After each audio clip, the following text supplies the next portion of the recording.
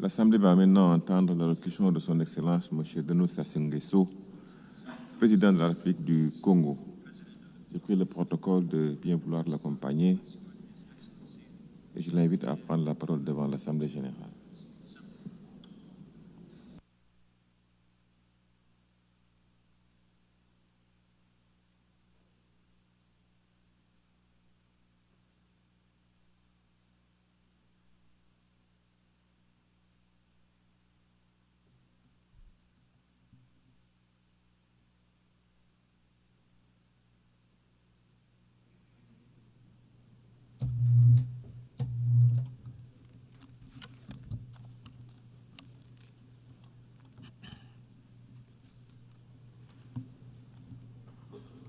Madame la Présidente de l'Assemblée générale, Monsieur le Secrétaire général de l'Organisation des Nations unies, Mesdames et Messieurs les chefs d'État et de gouvernement, distingués délégués, Mesdames et Messieurs, c'est avec gravité et aussi avec une foi intacte dans les idéaux de l'Organisation des Nations unies que je m'adresse à vous aujourd'hui.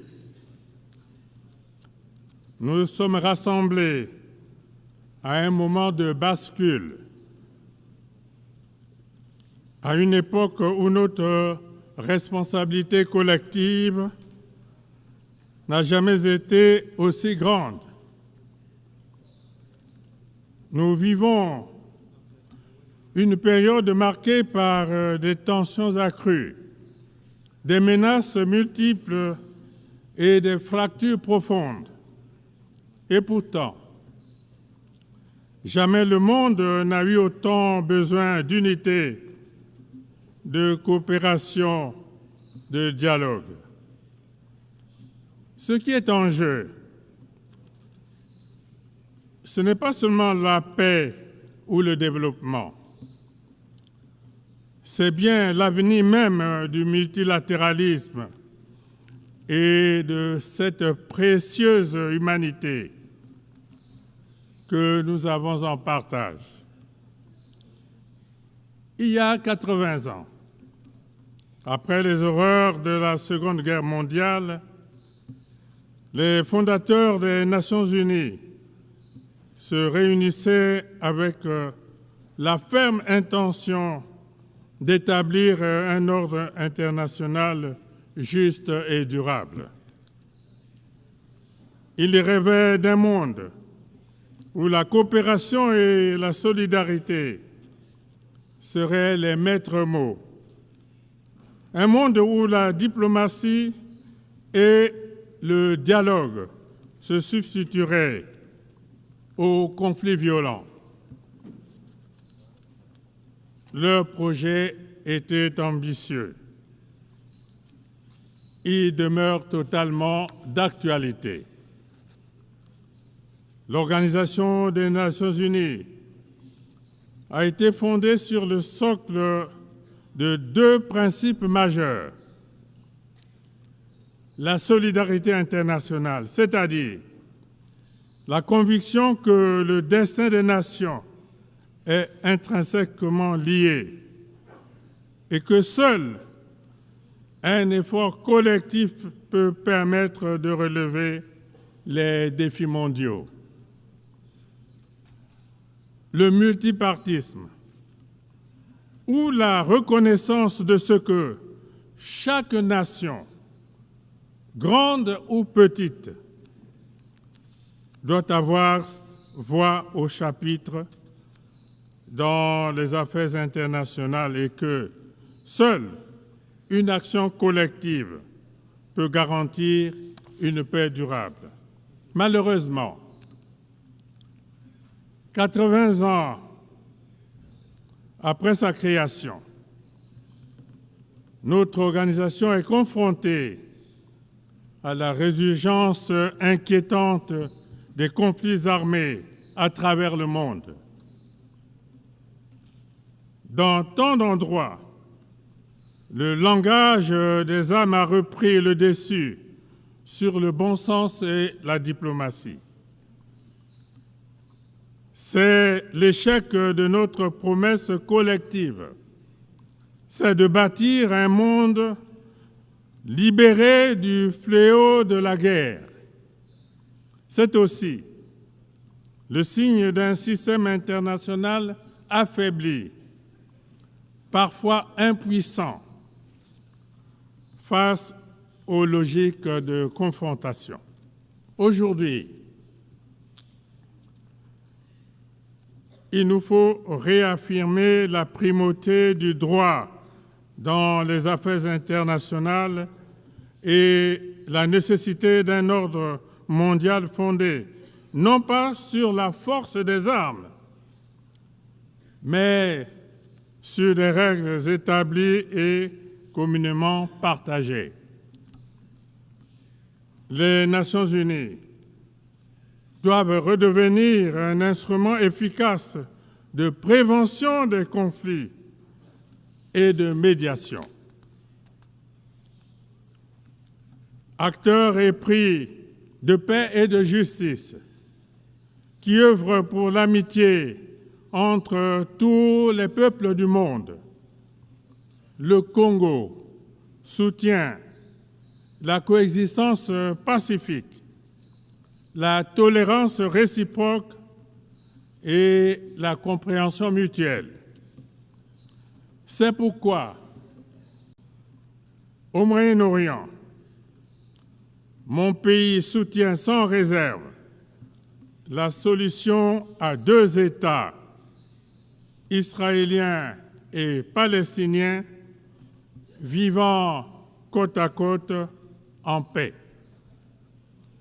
Dans les Caraïbes, mon pays continuera de soutenir le peuple cubain, exténué par des décennies d'un embargo aujourd'hui incompréhensible.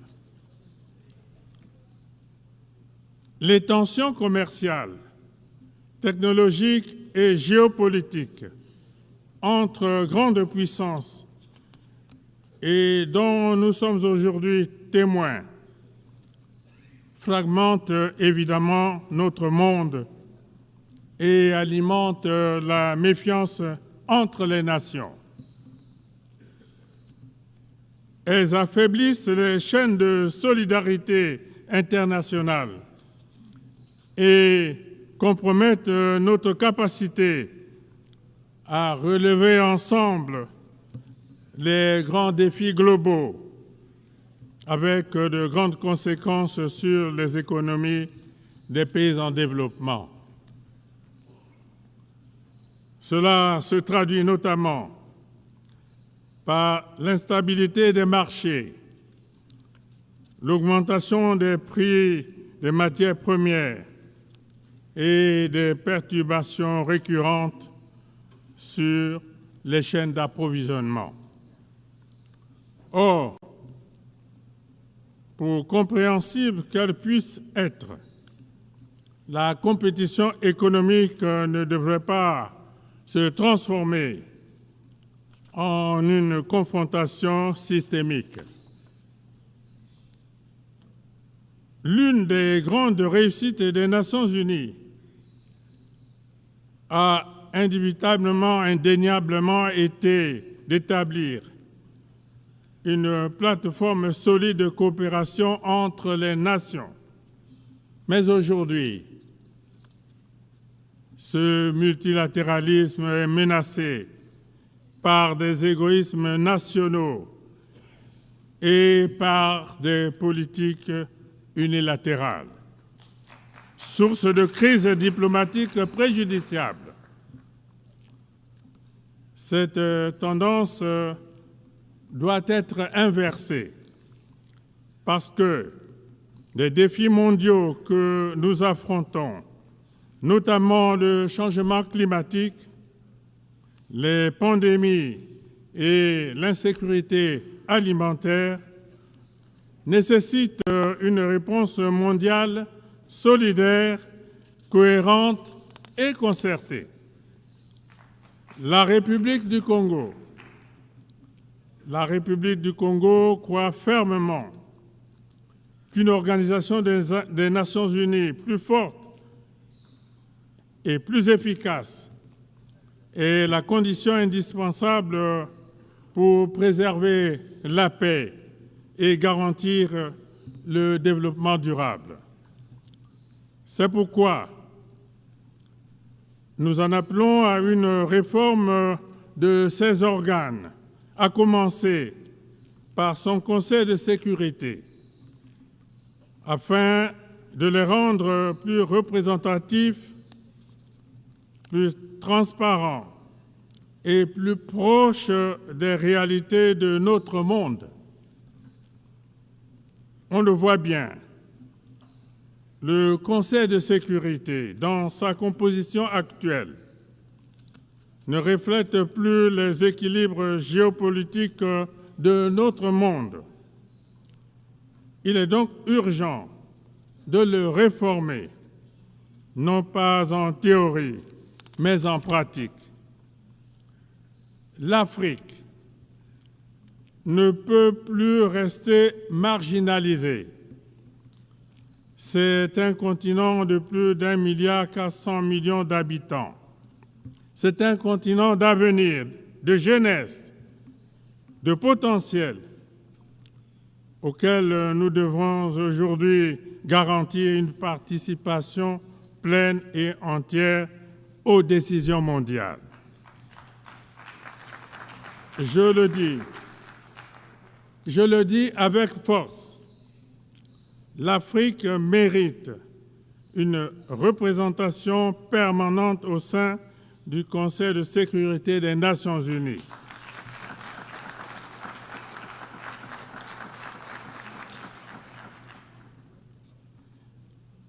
Pas en tant que bénéficiaire d'une faveur, mais en tant que partenaire légitime. C'est l'appel solennel que la République du Congo lance du haut de cette tribune. Il nous faut inventer un multilatéralisme plus intelligent, plus efficace, plus proche des aspirations des peuples, plus représentatif des réalités du XXIe siècle. Ce multilatéralisme doit aussi se traduire en actes concrets, en résultats tangibles, en solutions durables.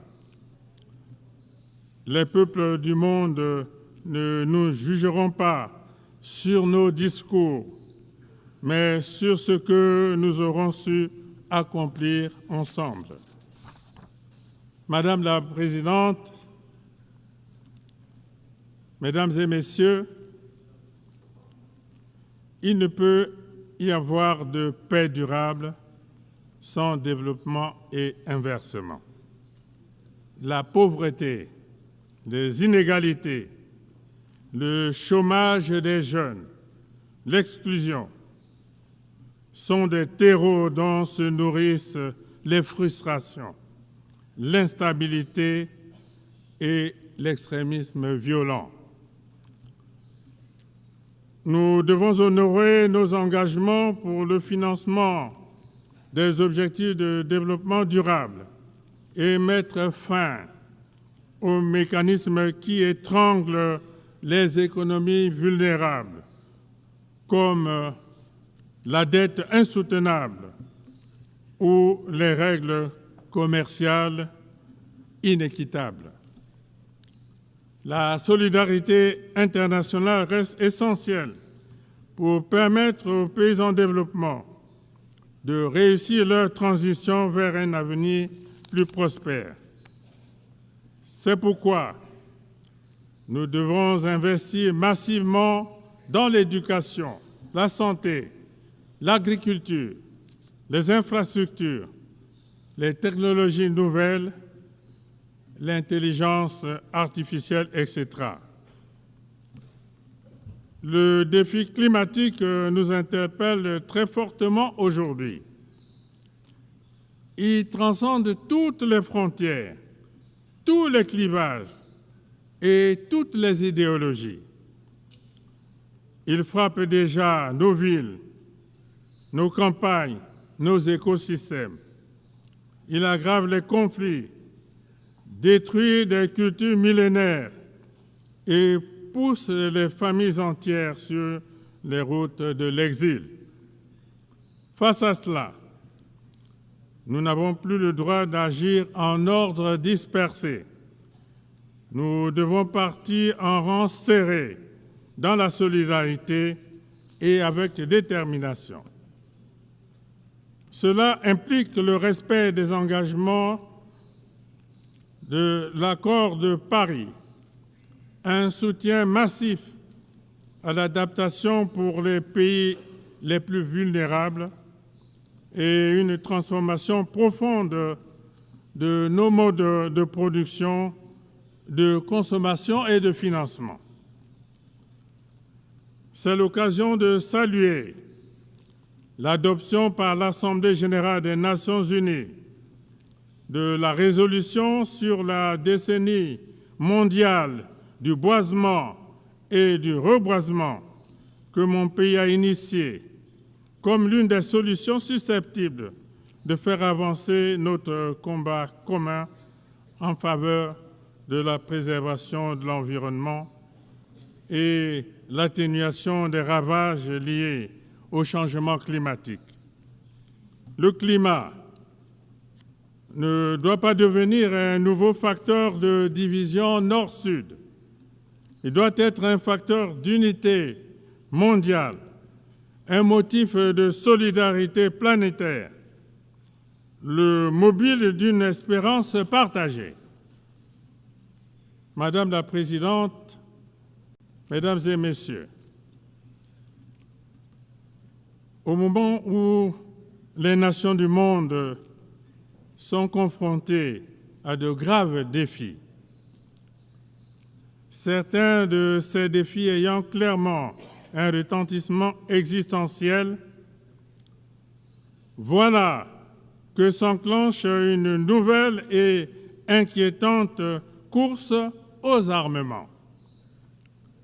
Les dépenses militaires mondiales atteignent aujourd'hui des niveaux records, alors même que des millions d'êtres humains vivent dans l'extrême pauvreté, avec un accès réduit à l'eau potable, à une éducation de qualité et aux soins de santé primaire. Des traités sur le désarmement sont remis en cause, tandis que la prolifération des armes de destruction massive, notamment nucléaires, revient au cœur des préoccupations. Cette dérive est dangereuse à tous égards. Elle ne rend pas notre monde plus sûr, bien au contraire. Elle expose aux périls les plus graves, dont le risque d'une conflagration généralisée qui échapperait à tout contrôle. Fidèle à son engagement en faveur de la paix et de la sécurité internationale, la République du Congo réitère son appel en faveur d'un désarmement mondial. Le moment est venu de nous investir tous dans la recherche de solutions qui renforcent notre sécurité collective, la stabilité et la prospérité de tous les peuples, plutôt que de nourrir le cercle vicieux et destructeur des conflits et de la violence. Madame la Présidente, Mesdames et Messieurs, dans ce monde instable, beaucoup doutent aujourd'hui, beaucoup s'interrogent. les Nations unies sont-elles encore utiles? Servent-elles encore à quelque chose? À cela, je voudrais, du haut de cette tribune, répondre clairement oui. Oui, les Nations unies sont même indispensables, mais à une condition, à savoir qu'elles sachent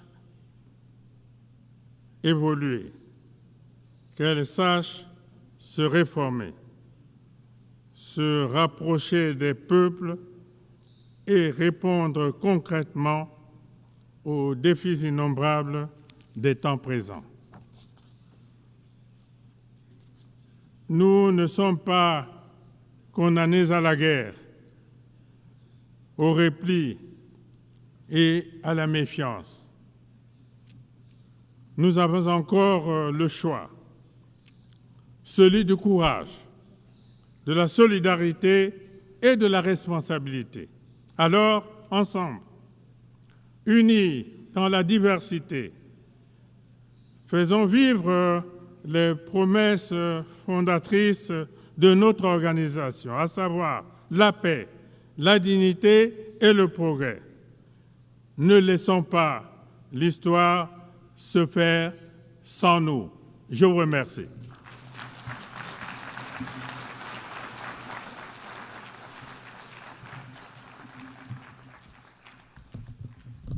Of the Assembly, I wish to thank. Je remercie le président de la République du Congo